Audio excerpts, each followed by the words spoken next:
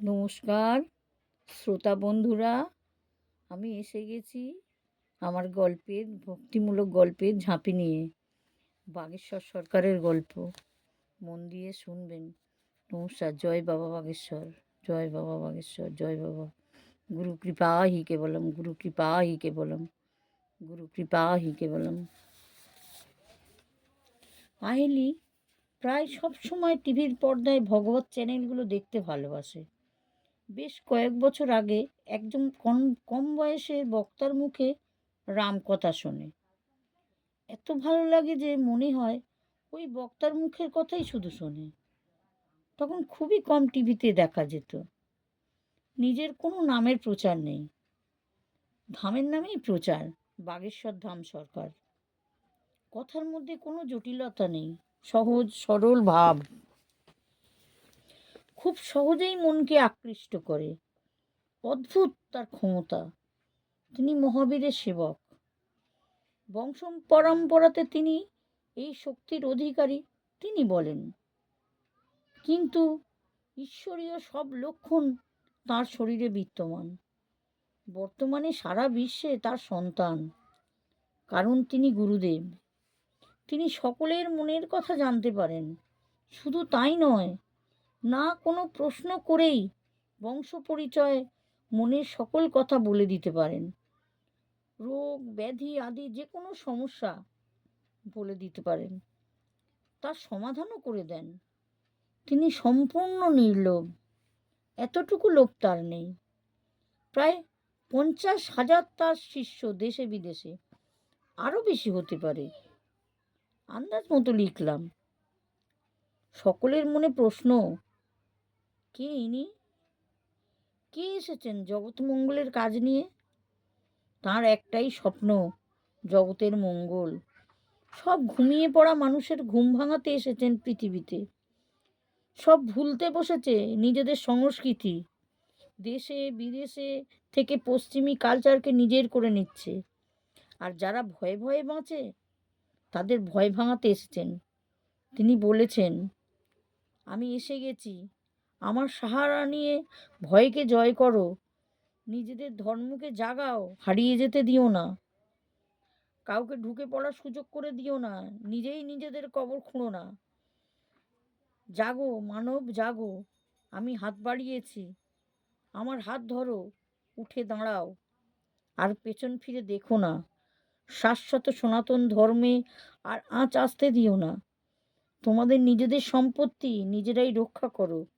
রামময় জগৎ, সব কিছু আছে আমাদের কাছে, বিপুল বিশাল ভাণ্ডার। তা ছেড়ে এক মুঠো যাদের, তাদের কাছে হাত পাচ্ছ কেন? কেন?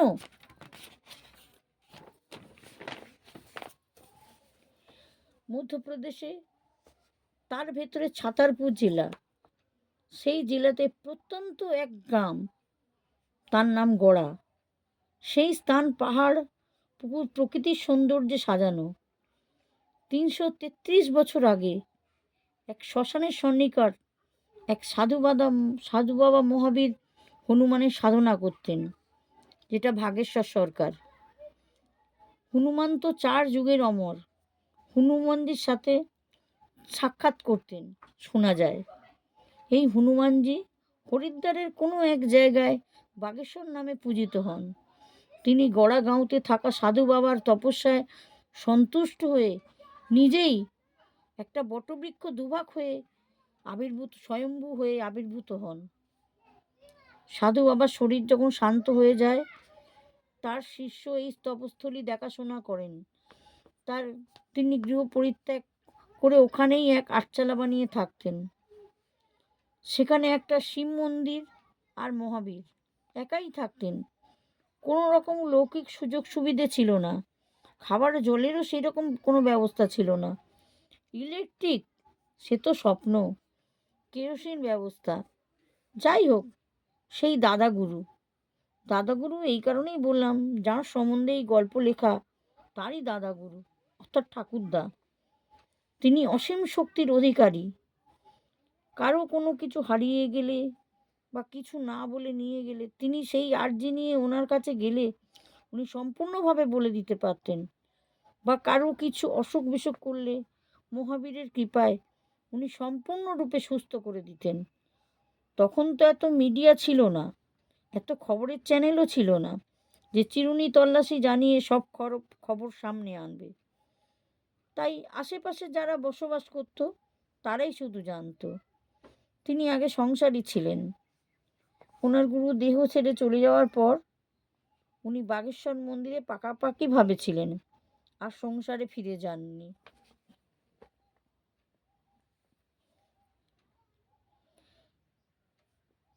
ওনার এই সাধন ভজনের ফলস্বরূপ ওনার পুত্রবধূর গর্ভে আসেন এক দৈব শিশু।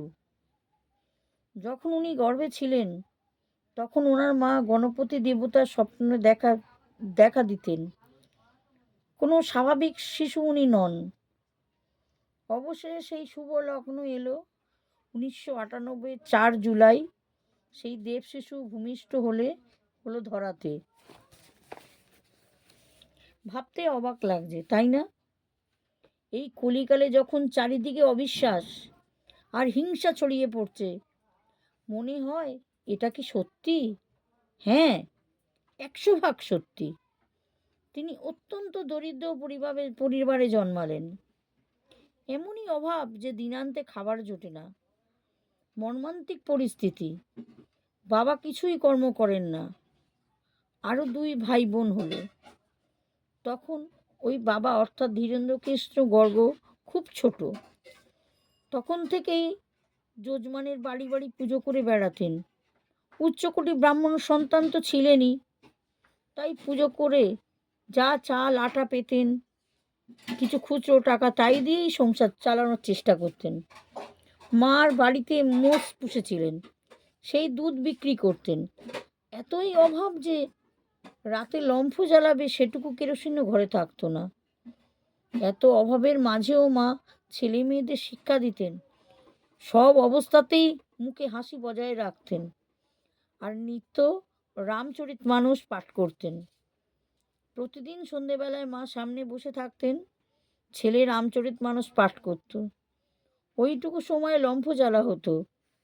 বর্ষাকালে বৃষ্টি হলে সবাই মিলে তো তক্তপোষের তলায় ঢুকে বসতো, কারণ ঘর জলে ভর্তি হয়ে যেত। কি অসহনীয় অভাব!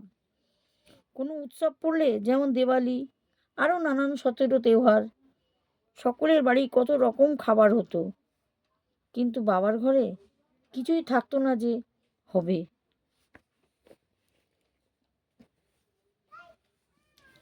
এমনকি ভিক্ষে করে বাবা সংসার চালিয়েছে।